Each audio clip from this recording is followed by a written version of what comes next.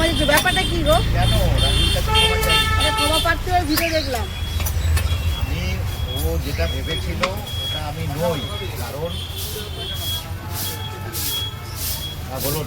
আমি ইউটিউবে চাই। রাজুর কাছে ক্ষমা চাইছো, কন্টেন্ট তোমার ভুল। রাজুর কাছে আমি ক্ষমা চাই।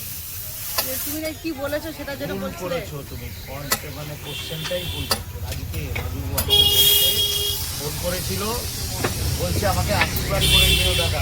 বেরিয়ে যাবো, বেরিয়ে যাবো। ঠিক আছে, বলেছে আশীর্বাদ করে যেও দাদা। ঠিক আছে, আর ওর কাছে আমি ক্ষমা দেবো। আমাদের অনেক বেরো ক্ষমা নয়, বাট একটা কোনোভাবে কন্টেন্টটা হয়তো কারোর মা পা নিয়ে বলেছিলাম, আচ্ছা এর জন্য বলেছি তোমার মা আমার মা সমানই। যদি তোমার মাইন্ডে লেগে থাকে সরি, এটুকুই বলেছি।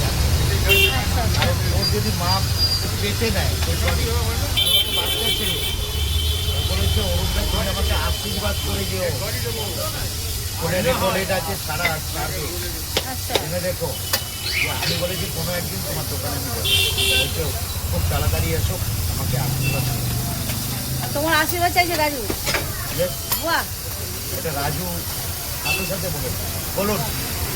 ইউটিউবে যে সাবস্ক্রাইব করে দাও আর ফেসবুকে যে ফলো করে দাও, তোমার জন্য নতুন নতুন ভিডিও আসবে আরো। হয়ে গেছে।